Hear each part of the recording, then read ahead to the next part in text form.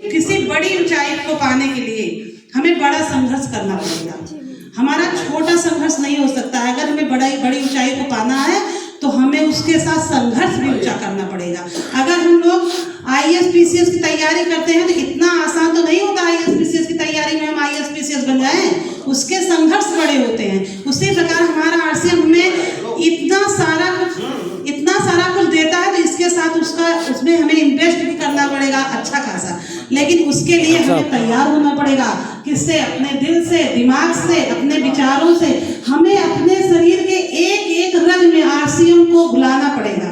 जब तक हमारे शरीर में, हमारे मन में RCM के विचार नहीं भूलेंगे, हम उस ऊंचाइयों को पा ही नहीं सकते हैं। क्योंकि किसी भी ऊंचाई के पाने के लिए उसके लिए हमें पागल होना पड़ेगा। जब तक हम उसके पीछे पागल नहीं होंगे तब तक हम उस लक्ष्य को पा नहीं सकते हैं। तो हमें किसी भी लक्ष्य को पाने के लिए हमें पूरी तरह से पागल होना पड़ेगा। हमें RCM, क्योंकि तिवारी जी को मैंने पागल होते देखा है। ये इनके पास मोबाइल रहती है। मैं जब से आई हूँ उस घर में लोगों को गाने सुनते देखा है, लोगों को पिक्चर देखते देखा है, लोगों को बहुत सारे उल्टे सीधे चीजें देखा, रील देखते देखा। लेकिन मैं इसकी प्रत्यक्ष गवाह हूँ कि मुझे कोई इनसे कहे कि ये देख रहे हैं, मुझे विश्वास नहीं हो सकता है। ये हमेशा अपने लक्ष्य पर ही काम किया है। इन्होंने हमेशा कुछ मोटिवेशन चीज़ों को देखा। मोटिवेशन, अगर कोई वीडियो भी देख रहे हैं वहाँ भी मुझे पूर्ण विश्वास होता है कुछ मोटिवेशन ही होगा। और मेरे बच्चों को पता है पापा मेरे कोई उल्टा सीधा चीज़ देख ही नहीं सकते हैं। कुछ भी देख रहे हैं इनकी मोबाइल में, बच्चे जाके झांकने लगे कि पापा सुन रहे हैं, बाद में उसमें मोटिवेशन ही निकलेगा। सब खुद ही कहते हैं कि पापा कभी कुछ और तो देखते ही नहीं है, हमेशा ये इनका लक्ष्य जो है वही पे काम करते हैं। तो हमें किसी लक्ष्य को पाने के लिए उसके लिए पागल होना बहुत जरूरी है। और जब हम लोगों ने RCM किया, बहुत पुराना RCM था, शायद मैं एक दिन आप लोगों को मीटिंग बता रही थी, तब हम लोगों के लिए दूर दूर से, कहाँ इधर सुल्तानपुर मुसाफिर खातना, बहुत दूर दूर से सामान लाना पड़ता था। और तिवारी जी पूरा गट्ठर बांध के सामान लाते थे, पूरा एकदम बनिया जैसे काम करते। लोग कहते भी थे कि एकदम उनकी तरह धो रहे हैं और उनको कोई काम नहीं है और इसमें कितना पैसा पाएंगे। लेकिन आज देखिए, आज हम लोग गांव में रह के अच्छे से हमारे बच्चे पढ़ रहे हैं। हमारे 2 बेटी 1 बेटा है। मेरी बड़ी बेटी BSc MSc B.Ed कर रही है, B.Ed कर चुकी है, इसमें MSc, क्योंकि उसने BSc करके पहले B.Ed किया तब फिर MSc किया। दूसरी बेटी BA के साथ तैयारी कर रही है और बेटा मेरा 8वीं क्लास में है। और मैं भी गांव में ही रहकर, मैं केवल इंटर पढ़ के अपने गांव मायके से ससुराल आई थी, लेकिन यहाँ पे आके मैंने BA किया, MA किया और उसके बाद BTC किया, टेट सुपर टेट मैंने यहाँ पे सब क्वालिफाई किया यहाँ पे रह के। तो हमें कहाँ से ये सब मिला? ये सब मुझे लगता है पूरा सब कुछ RCM से मिला, क्योंकि शुरू से ये RCM में जुड़े और RCM में अच्छे विचार, अच्छे संस्कार ही हम लोगों को मिले। हमारे घर में हमेशा जो हमारे घर का माहौल है हमेशा पॉजिटिव रहता है। मेरे 2 बच्चे हैं, उनको भी आप लोग कभी कोई गलत चीज़ देखते, पढ़ते, सुनते नहीं देखेंगे। हमेशा बच्चे, जब माँ बाप सही तरीके से काम करते हैं तो बच्चे भी उसी लक्ष्य कदम पर चलते हैं। तो हमको पहले अपने आप को सुधारना पड़ेगा, अपने अंदर परिवर्तन लाना पड़ेगा, तभी हमें खुद आइडियल बनना पड़ेगा। हम जब आइडियल बनेंगे तभी आप लोग हमको आप फेस करेंगे कि हम उनकी तरह बनेंगे।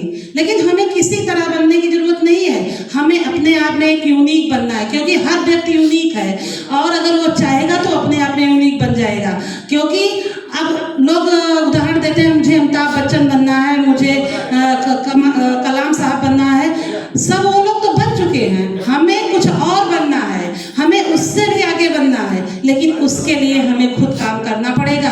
हमें जो कलाम जी ने किया उस संघर्ष को पढ़िए कि उन्होंने इतना किया तो कलाम बने, हम क्या करें कि हम पवन कुमारी बन जाए, है कि नहीं? हमें उसके लिए कुछ काम करना पड़ेगा। फिर हम उसी बात पे आते हैं कि जब हम लोग RCM करते थे, दूर दूर से सामान लाते थे, कोई प्रोडक्ट के बारे में सुनना नहीं चाहता। अब तो चारों तरफ माहौल दिखता है, लोग पूछते हैं खुद आगे से, भैया आप RCM करते हैं? RCM का प्रोडक्ट बहुत अच्छा है, ऐसे लोग अब बोलते हैं। तब कोई नहीं बोलता था। तब तो क्या था, जैसे मैंने एक दिन बताया था कि तब जैसे लोग पहले साइकिल चलाते थे, बड़ी ही साइकिल से सीखते थे, उसी में कैंची, पहले डंडा, पहले कैंची, फिर डंडा, फिर गद्दी चढ़ते थे। लेकिन आज के बच्चों को देख रही हैं, आज के बच्चे पैदा हुए 5 महीने के हुए तो वॉकर में बैठा दिए गए, उनका बैलेंस बनने लगा। उसके बाद बैलेंसर वाली साइकिल आ गई, 3 पहिए वाली साइकिल आ गई, उस पर बैठ गए। उसके बाद बैलेंसर की साइकिल आ गई, उस पर बैठ गए। फिर उससे छोटी साइकिल, उससे बड़ी, धीरे धीरे उनको पता ही नहीं चला हमने साइकिल कैसे सीख ली। तो आप लोगों को भी पता नहीं चलेगा हमने RCM कैसे कर लिया, क्योंकि अब तो देख रहे हैं हमारी छोटी छोटी मार्केट में सेमिनार हो रहे हैं, छोटे छोटी मार्केट में हमारे लीडर आ रहे हैं, चारों तरफ समझिए कि एक तरह से हाहाकार मचाया है RCM का। आप लोगों ने यूनिवर्सिटी देखी होगी दिल्ली में जाके, किरण बेदी जी आके क्या क्या बोल के गई कि यहाँ तो प्रधानमंत्री जी को आना था। तो अब RCM का ये माहौल बन रहा है।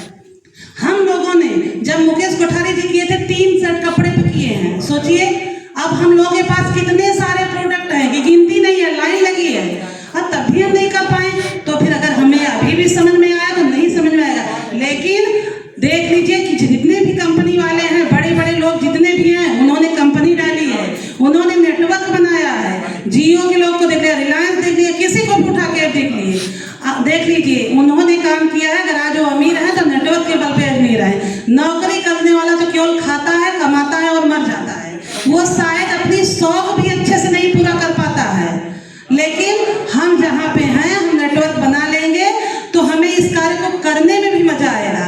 हम लोग स्कूल जाते हैं, वही जैसे कहा गया मियाँ की दौड़ मस्जिद, रोज वही, कुछ समझ में नहीं आता।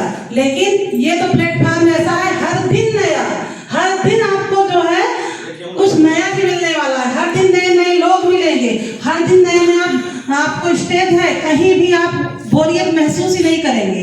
तो हमें RCM करना चाहिए कि नहीं करना चाहिए? करना चाहिए, क्योंकि